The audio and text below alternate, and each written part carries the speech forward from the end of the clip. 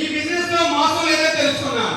ఉందా ఉందా ఒకసారి నాకు ఎప్పుడు కూడా సౌండ్ వస్తే నాకు ఊపు వస్తుంది. మీరు సౌండ్ చేయాలంటే నాకు ఊపు రాదు. చేస్తారా అంటే ఇక్కడ మనం ఎవరికి కూడా మనం డబ్బులు కట్టే పని లేదు, మనం ఎవరి చేత డబ్బులు కట్టించే పని లేదు తెలుసుకోవడం ఫస్ట్ జరిగింది. రెండోది మన యొక్క వెస్టేజ్ లో quality products home care, agri care, health care and beauty care ఉందని తెలుసుకున్నాను. నాకు బ్యూటీ అక్కర్లేదు, హెల్త్ అక్కర్లేదు, ఎందుకంటే నాకు ఆల్వేస్ పర్ఫెక్ట్.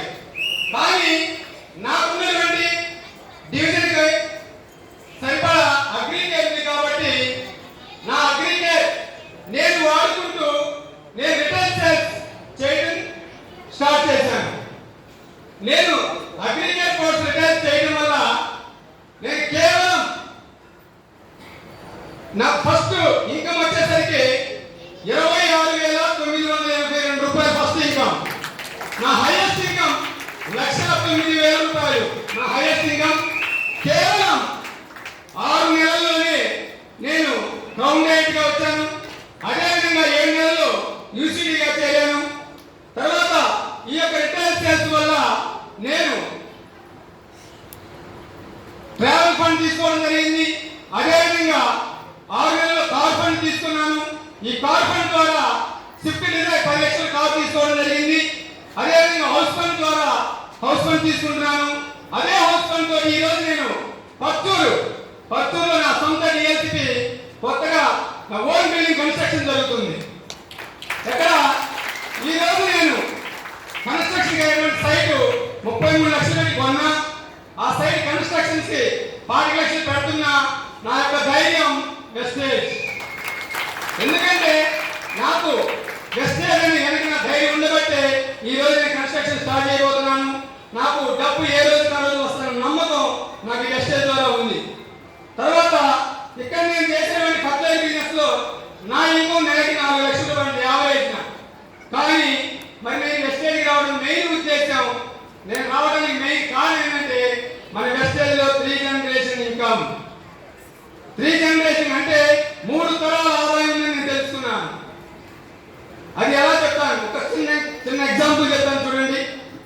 ఇక్కడ జాబ్ చేసేవాళ్ళు, వ్యవసాయం చేసేవాళ్ళు, వ్యాపారాలు చేసేవాళ్ళు ఉన్నారా లేదా? ఉన్నారు. వాళ్ళు వాళ్ళ యొక్క వ్యాపార పని మీద కావచ్చు, బిజినెస్ టూర్స్ కావచ్చు, వేరే పని మీద సపోజ్ ఒక వారం రోజులు టూర్ అయ్యారనుకోండి, వాళ్ళ ఫ్యామిలీకి ఎంత ఇచ్చేస్తారండి? వారానికి 5,000, కనీసం ఒక 2,000 రూపాయలు 15,000 ఇచ్చేస్తారు. ఇంట్లో ఖర్చులకే కదా, వారానికే కదా. అదే 15 రోజుల టూర్ అయితే ఒక 5,000 6,000. అదే 4 రోజుల టూర్ అయితే ఒక 10,000 ఇచ్చేస్తారు. అవునా కాదా? ఎస్. మరి ఆ టూర్కి వెళ్ళిన వ్యక్తి, ఆ క్యాంప్కి వెళ్ళిన వ్యక్తి మళ్ళా తిరిగి రాదు అంటే ఆ కుటుంబానికి ఎంత ఇచ్చేయాలి? ఊహించగలుగుతారా?